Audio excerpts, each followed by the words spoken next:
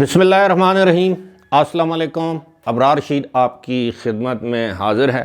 مسلم league نون کے قائد میاں نواز شریف کی اپنے بھائی کی حکومت پر برہمی کا اظہار، سوالات اٹھا دیے۔ یہ کیا معاملہ ہے، اس کے پیچھے کیا عوامل ہیں، اس پر آپ سے گفتگو ہوگی، اور اس کے ساتھ ساتھ میرا خیال اسی سے آغاز کرتے ہیں کہ سابق وزیر اعظم جو کہ کسی زمانے میں میاں نواز شریف کے دست راست تھے، یعنی شاہد خاقان عباسی، آج انہوں نے موجودہ صدر اور موجودہ وزیر اعظم کے بارے میں کیا کہا۔ لیکن اس سے پہلے آج توقع کی جا رہی ہے کہ عمران خان اسلام آباد میں ایک مقدمے میں بری ہو جائیں گے، لیکن اس مقدمے کے دوران سماعت ہوئی تو سماعت کے دوران جج صاحبہ، شائستہ نام ہے، جوڈیشل میجسٹریٹ ہیں ان کے، اور عمران خان کے وکیل کے درمیان یا مابین دلچسپ مکالمے ہوئے۔ یہ مقدمہ ہے بنیادی طور پر اسلام آباد میں توڑ پھوڑ کا، سہالہ اور ایک اور پولیس اسٹیشن میں عمران خان پر توڑ پھوڑ کا ایک مقدمہ درج ہے۔ اس میں آج مقدمے میں درخواست دے رکھی ہے عمران خان کے وکلاء کی جانب سے کہ ان کو بری کیا جائے۔ اس کی سماعت کے دوران عمران خان کے وکیل نعیم پنچوتا نے عدالت سے درخواست کی کہ اس موقع پر عمران خان کو عدالت میں عمران خان کی حاضری کو یقینی بنایا جائے۔ اس پر جج صاحبہ نے کہا کہ جناب اگر ان کو راستے میں کچھ ہو گیا تو اس کا ذمہ دار کون ہوگا۔ اب یہ وہی وکلاء ہیں، یہ وہی عمران خان ہیں، کسی زمانے میں ان کو عدالتیں طلب کرتی تھیں اور یہ کہتے تھے کہ سیکیورٹی کا مسئلہ ہے، ان کی زندگی کو خطرہ ہے، لہٰذا وہ عدالت میں حاضر نہیں ہو سکتے۔ آپ کو یہ تمام باتیں یاد ہوں گی، اور جب عدالت میں پیش ہوتے تھے تو آپ کے علم میں ہے کہ کس طرح پیش ہوتے تھے۔ وہ پورے ایک حصار میں، اور سر کے اوپر وہ پتہ نہیں بالٹی ہوتی تھی بلٹ پروف، اور ارد گرد سکرینیں ہوتی تھیں، اور آگے بندے دائیں بائیں، وہ سب آپ کو یاد ہے۔ بہرحال میرا خیال ہے کہ عدالتی تاریخ میں یہ بھی پہلی مرتبہ ہے کہ عام طور پر عدالت میں ملزم کی حاضری کی استثناء کی درخواست کو، کہ یعنی ملزم حاضر نہیں ہو سکتا، ایسی درخواست کو مسترد کیا جاتا ہے، لیکن آج شاید پہلی مرتبہ عدالت نے ان کی حاضر ہونے کی درخواست کو مسترد کر دیا اور کہا کہ اس پر وہ فیصلہ محفوظ کرتی ہیں، بعد میں فیصلہ سنایا جائے گا، اور مجھے یقین ہے کہ عمران خان اس مقدمے میں بری ہو جائیں گے، کیونکہ اس میں کوئی گواہ بھی پیش نہیں ہوا۔ اب بات کرتے ہیں جناب، آج اسلام آباد میں ہی احتساب عدالت میں وہ جو LNG ریفرنس ہے نیب کا، اس میں سابق وزیر اعظم شاہد خاقان عباسی جب عدالت میں پیش ہوئے تو اس کے بعد انہوں نے جرنلسٹ سے گفتگو کرتے ہوئے کہا کہ اس وقت پاکستان کے صدر اور وزیر اعظم یہ نیب کے گریجویٹ ہیں۔ اب یہ بات انہوں نے بالکل درست کہی، انہوں نے اس کی وضاحت بھی کی کہ صدر بھی طویل عرصے تک نیب کے کیسز میں جیل کاٹ چکے ہیں، اور وزیر اعظم بھی نیب کے کیسز میں جیل کاٹ چکے ہیں، دونوں طویل عرصے تک جیل کاٹ چکے ہیں۔ خیر صدر کا تو اگر گریجویٹ کا کہا جائے تو میں سمجھتا ہوں کہ صدر نے تو پھر نیب کے کیسز میں PhD کر رکھی ہے۔ کسی زمانے سے نواز شریف کے پہلے دور حکومت سے اس وقت یہ نیب کمیشن تھا، میرا خیال احتساب کمیشن تھا، جس کے وہ سیف الرحمان سربراہ تھے، اس وقت سے لے کر میرا خیال ہے اب بھی جو آصف علی زرداری جو ہیں وہ کیسز بھگت رہے ہیں۔ تو صدر نے تو PhD کر رکھی ہے، البتہ ہم یہ کہہ سکتے ہیں وزیر اعظم نے گریجویشن کی ہے۔ اسی طرح انہوں نے کہا کہ ملک کے جو چاروں وزرائے اعلیٰ ہیں وہ کسی نہ کسی طور پر اگر نیب کے کیسز میں گرفتار نہیں،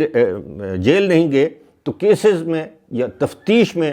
ان کو ضرور شامل کیا گیا، یعنی نیب کے کیسز ان پر بنائے گئے۔ اور اس موقع پر انہوں نے کہا کہ انہوں نے سنا تھا کہ مسلم لیگ نون نے کہا تھا کہ وہ جب اقتدار میں آئے گی تو نیب کے ادارے کو ختم کیا جائے گا، اور اب وہ امید کرتے ہیں کہ نیب کو ختم کیا جائے گا، کہ اس سے صرف اور صرف ملک کا نقصان ہو رہا ہے، اس سے فائدہ کوئی نہیں ہو رہا۔ اب جناب آپ کو بتائیں گے کہ میاں نواز شریف نے کس بات پر برہمی کا اظہار کیا۔ آج لاہور میں اپنی صاحبزادی جو کہ پنجاب کی وزیر اعلیٰ ہیں ان کے ہمراہ ایک اعلیٰ سطحی اجلاس سے خطاب کرتے ہوئے بطور پارٹی ہیڈ ایک اجلاس سے خطاب کرتے ہوئے میاں نواز شریف نے کہا کہ IMF انٹرنیشنل مانیٹری فنڈ کے کہنے پر کب تک بجلی اور گیس مہنگی کی جائے گی؟ آپ کو پتہ ہے کہ IMF سے جو مذاکرات ہو رہے ہیں ان مذاکرات کے نتیجے میں بجلی فروری میں بھی مہنگی کی گئی ہے، مزید بجلی مہنگی کی جائے گی، اور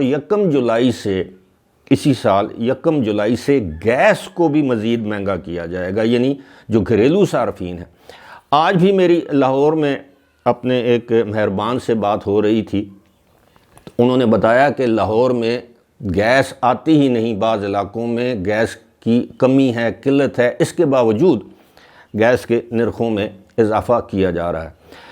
اب اس بات سے یہ چیز ظاہر ہے۔ اچھا، انہوں نے یہ بھی کہا کہ پنجاب میں جو ہے وہ کسانوں کو ٹیوب ویلز کے لیے سولر جو ہے وہ پلانٹس دیے جائیں گے، یعنی سولر انرجی جو اپنا سورج سے جو بجلی پیدا کی جاتی ہے وہ کسانوں کو سولر پینلز دیے جائیں گے، جو کہ بہت اچھی بات ہے۔ مریم نواز شریف نے کہا کہ جی ڈرپ ایریگیشن ہوگی، وہ جو قطرہ قطرہ پانی دیا جاتا ہے پودوں کو تاکہ پانی بھی ضائع نہ ہو۔ ہم لوگ پانی بھی بہت زیادہ ضائع کرتے ہیں، لیکن یہ جو ایک تو معاملہ یہ ہے کہ جناب نواز شریف نے یہ پہلی مرتبہ اس طرح نہیں کہا، اپنی حکومت پر یعنی اپنے بھائی کی حکومت پر برہمی کا یا اظہار ناپسندیدگی نہیں کیا۔ آپ کو یاد ہوگا کہ جب یہ 10 اپریل 2022 کو جب یہ اس وقت PDM کی حکومت بنی تھی، اس کے بعد بھی اسی طرح پیٹرول کی قیمتوں میں اضافہ کیا گیا تھا، تو IMF کے کہنے پر یا IMF کی شرائط پر، تو اس وقت بھی نواز شریف نے لندن سے ایک بیان دیا تھا کہ جناب یہ کیا طریقہ کار ہے کہ آپ عوام پر مزید بوجھ ڈال رہے ہیں۔ آج بھی انہوں نے کہا کہ جی عوام پر مزید بوجھ آپ ڈال رہے ہیں، مزید مہنگائی ہوگی، عوام پہلے ہی غربت کی چکی میں پس رہے ہیں، اور اس میں کوئی شک نہیں، کوئی دو رائے نہیں کہ یہی صورتحال ہے۔ لیکن کیا میاں نواز شریف کو معلوم نہیں تھا کہ ان کی حکومت آئے گی، بنے گی؟ اگر وہ بھی وزیر اعظم ہوتے تو IMF کی یہ شرائط ماننا پڑتی۔ اور دوسری بات یہ ہے کہ IMF ہمیں یہ نہیں کہتا کہ آپ یعنی گیس اور بجلی کی قیمتوں میں اضافہ کریں۔ IMF تو شروع سے یہ کہہ رہا ہے کہ آپ اپنی ٹیکس بیس بڑھائیں۔ جو پاکستان کے اندر ہم جیسے لوگ تو ان کا تو سیلری پہ ہی ٹیکس کٹ جاتا ہے، وہ لوگ جو اربوں کھربوں روپے کماتے ہیں، ٹیکس ایویڈ کرتے ہیں، ٹیکس چوری کرتے ہیں، جن کو سبسڈیز دی جاتی ہیں، زر تلافی جسے ہم کہتے ہیں، جن کو ریبیٹ دیے جاتے ہیں، ان سے آپ ٹیکس وصول کیوں نہیں کرتے؟ جن کی جائیدادیں ہیں ملک سے باہر، جن کی زرعی انکم ہے، جو بڑے بڑے جاگیردار وڈیرے سرمایہ دار ہیں، ان کو ٹیکس بیس میں کیوں نہیں لاتے؟ تو جب آپ کی ڈائریکٹ ٹیکسیشن نہیں ہوتی کسی بھی ملک میں، جب آپ کے ملک میں کچھ چند لاکھ افراد جو ہیں وہ ٹیکس دیتے ہیں 25 کروڑ کی آبادی میں سے، اور وہ ٹیکس آپ غریبوں سے وصول کرتے ہیں، کبھی سیلز ٹیکس کے نام پہ، کبھی آپ کے بلوں میں سیلز ٹیکس ہوتا ہے کبھی آپ بجلی اور گیس کے بل جو ہیں ان میں یعنی نرخ یا قیمتیں ان کی بڑھا دیتے ہیں، وہ اس لیے انڈائریکٹ ٹیکسنگ کرنی پڑتی ہے کہ آپ ڈائریکٹ ٹیکس وصول ہی نہیں کر سکتے۔ آپ کے FBR میں جو افسران بیٹھے ہوئے ہیں وہ نااہل کہیں، اب ان سب کی بات میں نہیں کر رہا، لیکن ظاہر ہے FBR ہی ذمہ دار ہے۔ تو ٹیکس وصولی میں جو کمزوری رہ جاتی ہے، تو وہ ٹیکس جو ہے وہ پھر دوسرے طریقوں سے بجلی اور گیس کے نرخ، پیٹرول کی قیمتیں بڑھا کر وصول کرنا پڑتا ہے۔ لہٰذا میں سمجھتا ہوں کہ